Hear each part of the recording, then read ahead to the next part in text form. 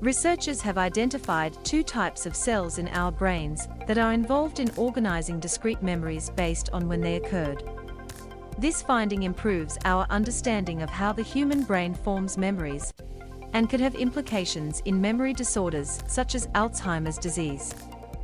The study was supported by the National Institutes of Health's Brain Research through Advancing Innovative Neurotechnologies initiative and Nature Neuroscience.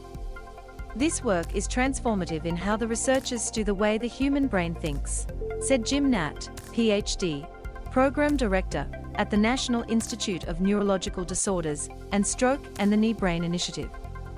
It brings to human neuroscience an approach used previously in non-human primates and rodents by recording directly from neurons that are generating thoughts. This study, led by Uli Rudeshauser, Ph.D., Professor of Neurosurgery, Neurology and Biomedical Sciences at Cedars-Sinai Medical Center in Los Angeles, started with a deceptively simple question: how does our brain form and organize memories?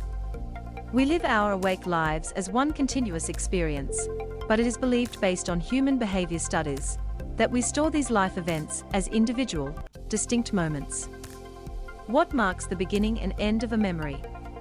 This theory is referred to as event segmentation, and we know relatively little about how the process works in the human brain. To study this, Rudeshauser and his colleagues worked with 20 patients who were undergoing intracranial recording of brain activity to guide surgery for treatment of their drug-resistant epilepsy.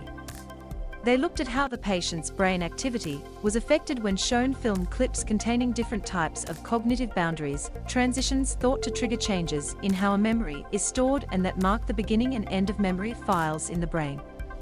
The first type, referred to as a soft boundary, is a video containing a scene that then cuts to another scene that continues the same story. For example, a baseball game showing a pitch is thrown and, when the batter hits the ball, the camera cuts to a shot of the fielder making a play. In contrast, a hard boundary is a cut to a completely different story. Imagine if the batted ball were immediately followed by a cut to a commercial. Ji Zheng, Ph.D., postdoctoral fellow at Children's Hospital Boston and first author of the study, explained the key difference between the two boundaries. Is this a new scene within the same story, or are we watching a completely different story? How much the narrative changes from one clip to the next determines the type of cognitive boundary, said Zheng. The researchers recorded the brain activity of participants as they watched the videos, and they noticed two distinct groups of cells that responded to different types of boundaries by increasing their activity. One group, called boundary cells, became more active in response to either a soft or hard boundary. A second group, referred to as event cells, responded only to hard boundaries. This led to the theory that the creation of a new memory occurs when there is a peak in the activity of both boundary and event cells, which is something that only occurs following a hard boundary. One analogy to how memories might be stored and accessed in the brain is how photos are stored on your phone or computer. Often, photos are automatically grouped into events based on when and where they were taken and then later displayed to you as a key photo from that event. When you tap or click on that photo, you can drill down into that specific event. A boundary response can be thought of like creating a new photo event, said Dr. Rudeshauser. As you build the memory, it's like new photos are being added to that event. When a hard boundary occurs, that event is closed and a new one begins. Soft boundaries can be thought of to represent new images created within a single event. The researchers next looked at memory retrieval and how this process relates to the firing of boundary and event cells. They theorized that the brain uses boundary peaks as markers for skimming over past memories, much in the way the key photos are used to identify events. When the brain finds a firing pattern that looks familiar, it opens that event. Two different memory tests designed to study this theory were used.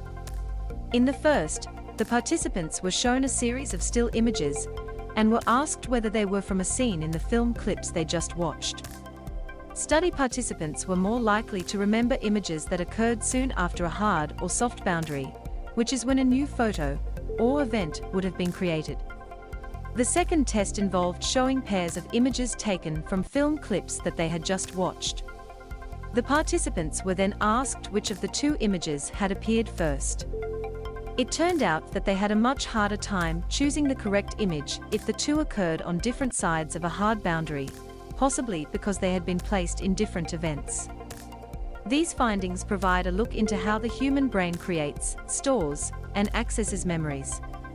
Because event segmentation is a process that can be affected in people living with memory disorders, these insights could be applied to the development of new therapies. In the future, Dr. Ruteshauser and his team plan to look at two possible avenues to develop therapies related to these findings.